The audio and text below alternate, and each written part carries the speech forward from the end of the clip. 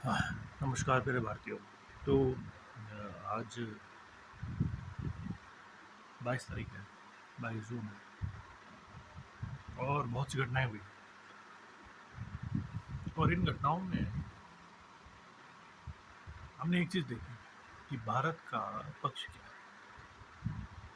हर कोई भारत की विदेश नीति को समझने वाला जो एक जो न्यूट्रल माइंडसेट का होता है, अभी तक का ये है कि हम इसराइल का पक्ष ले रहे हैं।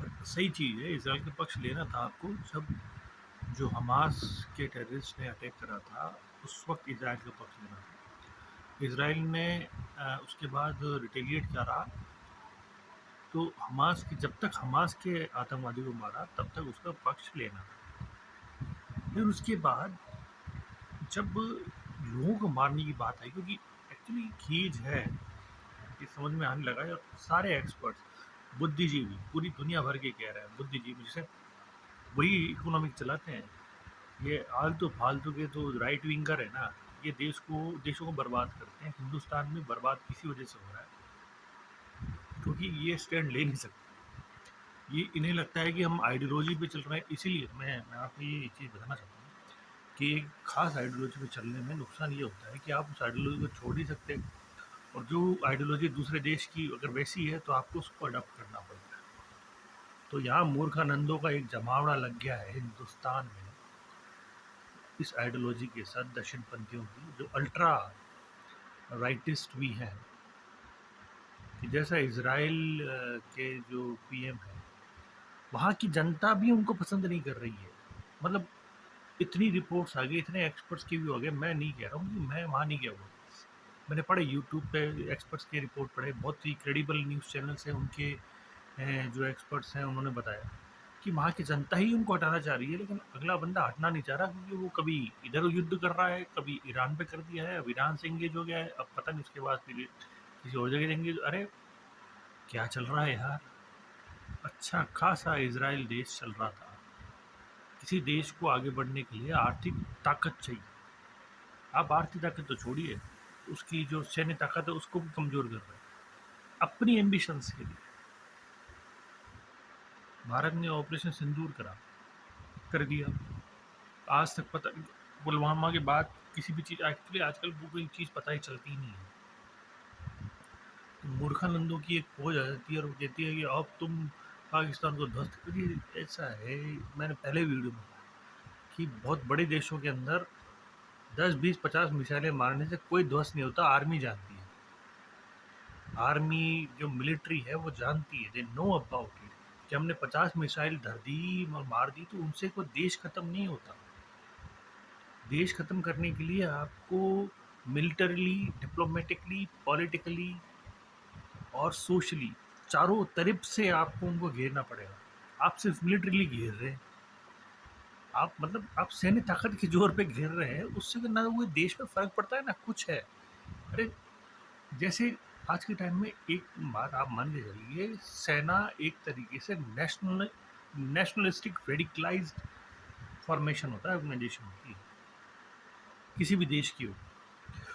सेना को ये जो ऑर्डर दिया जाता है ना, सेना वो करती है, और सेना को एक ही चीज़ बताई जाती है, वहाँ एक सैनिक को, हिंदुस्तान में भी होता है या कहीं भी हो, कि आपको अपने देश की रक्षा करनी है, चाहे से आपको अपनी जान देनी पड़े। तो सब सेना का तो वो कर्तव्य है, वो करेगी, हर देश की सेना करती है। फिर उसके बाद का इंगेजमेंट करते हैं पॉलिटिकल, जो आपका डिस्कोर्स है, पॉलिटिकल प्लेटफॉर्म। हिंदुस्तान की एक दुर्भाग्य है पिछले 11 साल में, और ये हर कोई कह रहा है कि जो हो रहा है इस देश के लिए सही नहीं हो रहा है। इसराइल ने के ऊपर हमला हुआ, आपने कंडेम करा। इसराइल उसके बाद हमला कर रहा है, कोई बात नहीं, आपने 2-5 दिन हमला करा, आपने लोगों को मार दिया। अब आप कह रहे हैं कि हम उनको मारने के चक्कर में हमने गाज़ा में बहुत से बम गिराए, बहुत से करे। ऐसा ऐसा लोग मरते हैं ना, तो पता नहीं यहाँ हिंदुस्तान में कौन है ऐसा। मैं जानना चाहूँगा, वहाँ मासूम मर रहा है, उस मासूम, या औरतें मर रही हैं, या छोटे बच्चे मर रहे हैं, उनको मरने के उस पर कौन जिम्मेदार है? कौन खुश हो रहा है इस देश में? क्योंकि ऐसे लोगों की प्रवृत्ति में, इनकी सोच में माइक्रो थॉट्स की बात कर रहा हूँ कि सोच में ही ऐसा है कि ये कल को अपने बच्चों को भी मार सकते हैं। कि जो किसी दूसरे के बच्चे को बम में उड़ता हुआ देखकर खुश होते हैं, वो अपने परिवार के लिए सुरक्षित नहीं है। उनके साथ कभी कोई हादसा हो जाए, उनका दिमाग, क्योंकि ये स्ट्रक्चर बनते हैं साइंटिफिकली, ऐसी बातें बहुत से निकल कर आई हैं कि आप अगर बहुत वॉयलेंट सिनेरियो को अपने माइंड में ऑप्टिमिस्टिक लेके चलते हैं, then you become very violent and very sensitive person. तो ये इस तरीके की सोच रखने वाले लोग अपने परिवार के लिए भी खतरा होते हैं, अपने समाज में, अपने अड़ोस पड़ोस में भी खतरा हो जाता है। लेकिन चलिए साहब, ये तो पूरी दुनिया में ही है, हिंदुस्तान में ही नहीं है, ऐसे लोग बहुत घूम रहे हैं। लेकिन जो भी है, मेरा ये मानना है कि जो अटैक ईरान पर हुआ, ईरान हिंदुस्तान के बहुत ही पुराने संबंध है, मतलब कई हजार साल पुराने संबंध है जिनके इतिहास में लिखे हुए हैं।